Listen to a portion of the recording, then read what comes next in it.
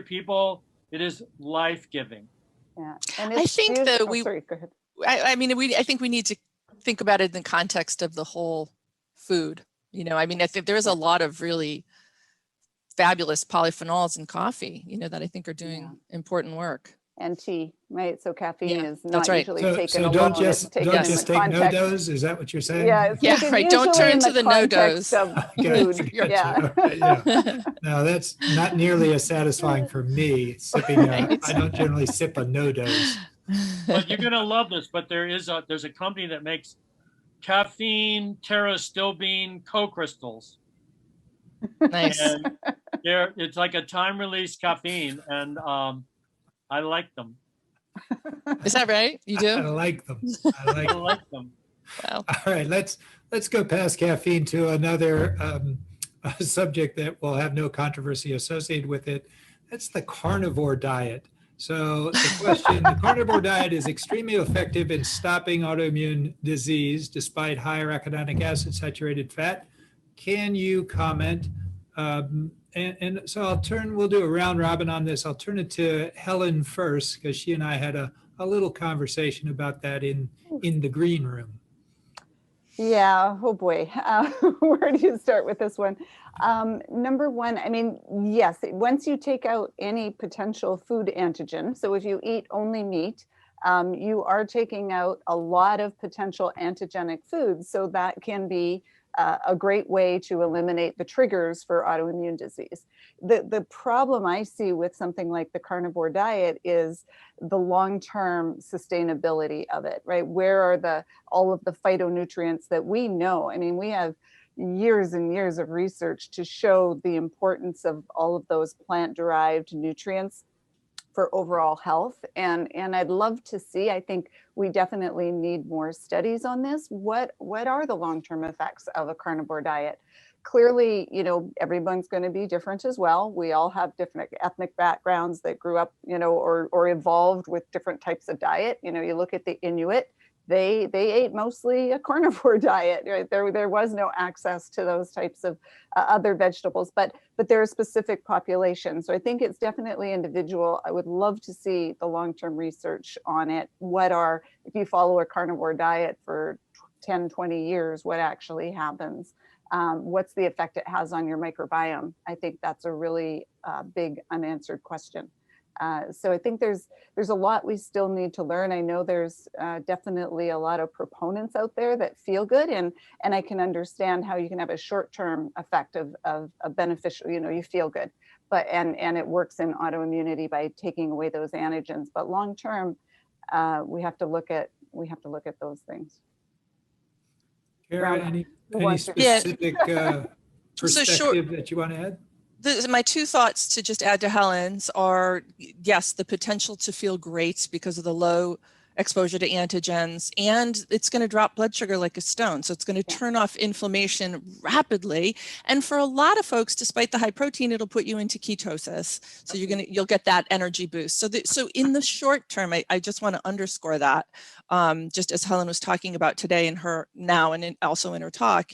It could be, you know, it could be an important intervention. I mean, it's interesting. They're studying the ketogenic diet in COVID patients. I think it was at Johns Hopkins, if I'm not mistaken. I'd have to look at clinical trials again. But I mean, I think short term as a prescriptive diet, there's a place for it. Certainly when you look at Walter Longo's work and when you look at, you know, what people are eating in blue zones where they're living, you know, long and healthy, you're not seeing those animal proteins to that extent. Exactly. When you look at the longevity studies of, you know, the blue zone people around the world, are any of those people full-time carnivores? Like the Inuit, they're not a blue zone. Well, they're not a blue zone community either, are they? Yeah, no, they're not. Exactly. I mean, we're looking at lectins, right? In those blue zones. The blue zones eat a lot of lectins. A lot of lectins. Yeah, it's a Mediterranean style diet. Yeah. So speaking about lectins, Dr. Fitzgerald will be talking about those tomorrow. We do have an FAQ on that as well, so you might want to look that up in either way. Let's go back to the omega prescription. a number of questions on dosage recommendations for young children with inflammatory disease. Kara, do you have a particular model that you use? And well, it depends on the condition, and obviously it depends on the age of the child.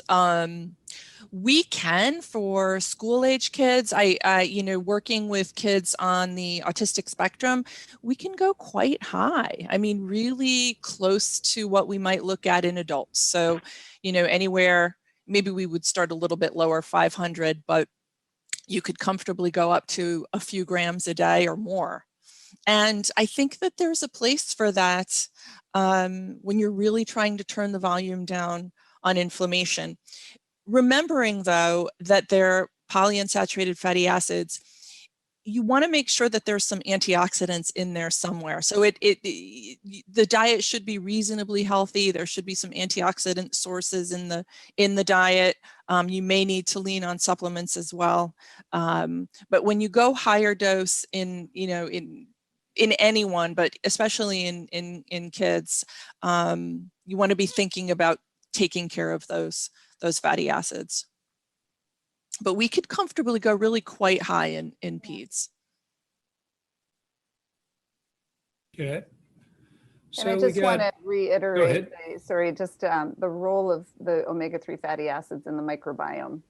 You know, we're talking a lot about the importance in the cell membranes, and that's obviously the most critical thing. But what the study that I presented, where you actually can transfer a lot of the effects of the omega-3 fatty acids with a microbiome transplant. So I think there's a lot more that we still need to learn. You know, there's a really neat study looking at the maturation of the immune system in infants with fish oil, and you know, balancing between Th1 and Th2. So, you know, pregnancy is sort of a Th2, if you will, dominant condition, and you know, early infancy and childhood is when the immune system grows up and, you know, establishes tolerance, et cetera. And Th1 and the rest of the immune system components really kind of grow in quantity. And interesting research on fish oil actually helping with that balance. Kara, excuse me if I missed hearing you talk about this, but we know that the infant brain takes in a lot of DHA. Yeah. So the DHA, you know, especially for pregnant women, and then, you know, for like breastfeeding women, et cetera, that we just want to put in tons of DHA. Like that's one of the scenarios where we know that one weighs out better than EPA. Is there, do we know at what point that higher requirement for DHA stops being so significant? That's a good question. You know, in terms of development, age or two, or well, you know, the brain, the dominant omega-3 in the central nervous system is DHA. So I think just along the continuum of life, if you're looking at neurodegenerative conditions, I know somebody was asking about Parkinson, you're still leaning heavily into DHA. EPA should be there as well, but because EPA can convert to DHA, but you're leaning, I think, depending on the indication, you're leaning in it. I don't know the answer though, Bob, to your specific question, but I do want to circle back because we were talking about arachidonic acid earlier, and that's, you know, that's an important player in development as well. So you don't want to disappear it entirely, but it's going to be hard to disappear arachidonic acid. I mean, we make it readily, but arachidonic acid, isn't that in most infant formulas? Yep, it sure is. Okay, let's talk about Bob. You got when you talked about bowel rest in medical foods, there were a lot of various comments about that. So what I'd like to do is there are a number of nutritional supplement companies in the virtual exhibit hall that many of them have medical foods. If they're in the virtual exhibit hall, we have vetted them. We think they are very accomplished companies. Having said that, why don't we just go around the horn and ask each of you, what medical foods do you use in general? So just why don't we start with you, Bob, because that's where the question came up. Well, I'm fond of the Thorne Mediclear. And there's one in particular that's got SGS in it, which is the sulforaphane glucosinolate. So that's particularly helpful for upregulating phase 2. So I like to use that one. It also tastes pretty good. But I'm open to other companies. I'm not like, it's not the only one I use. I just, I've got more experience with Mediclear. Yeah. How about you, Helen? Do you use medical foods? And if you do, Yeah. which ones do you use? Yeah, taste is always an issue with medical foods. Yeah, Usually you're going to you eat get, it for 3 days. yeah, exactly. You can get them to take it for about a week and then they're really tired of the taste. But I often go to the Ultra Inflamex from Metagenics. That's one of mine. For really good gut healing, I like the GI Revive from Designs for Health. I like the N-acetylglucosamine in it. It's got really high amounts of that, which has been shown to actually heal inflammatory bowel disease in kids. There was a good study on that one.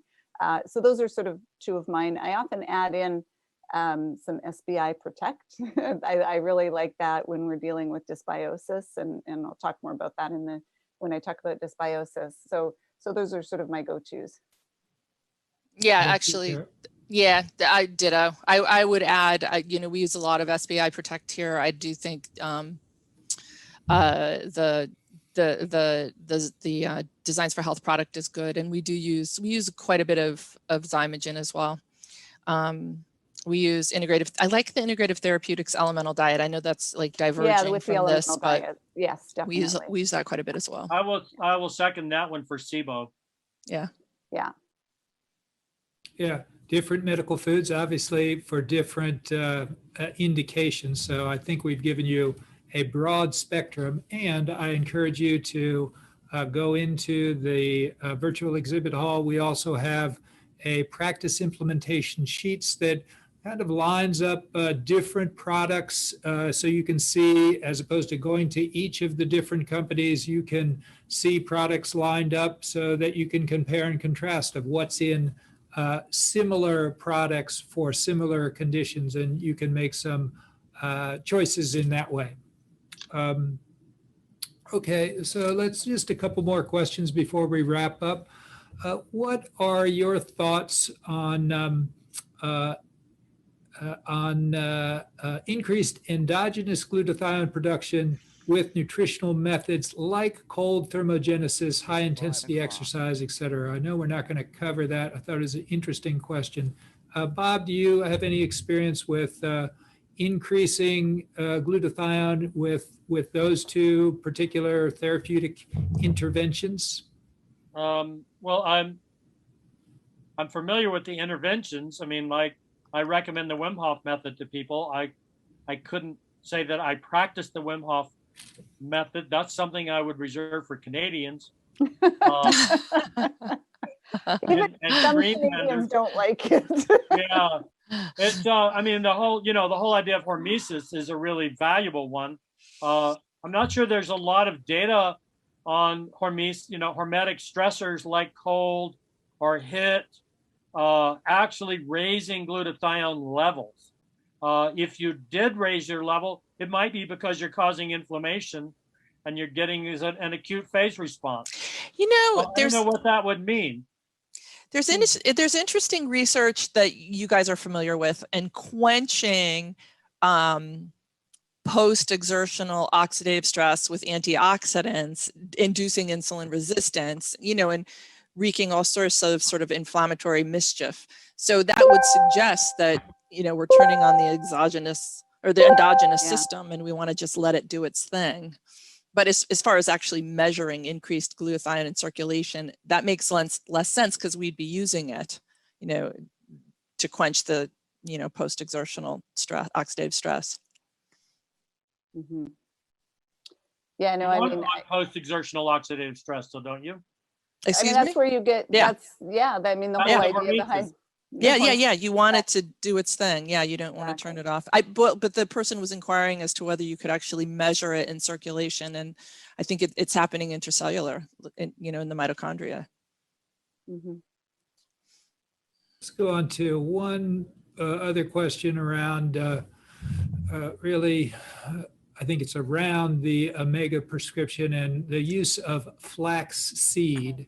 And I thought I'd turn it over to you first, Kara. I know you talked about flaxseed, and I'd like you to at least give a differential in terms of how you would use flaxseed and why you use it for perhaps not only the ALA, but the lignans and the lignans, and when you're using that specifically, because I think you, from a ALA standpoint, you have to use a heck of a lot of flaxseed.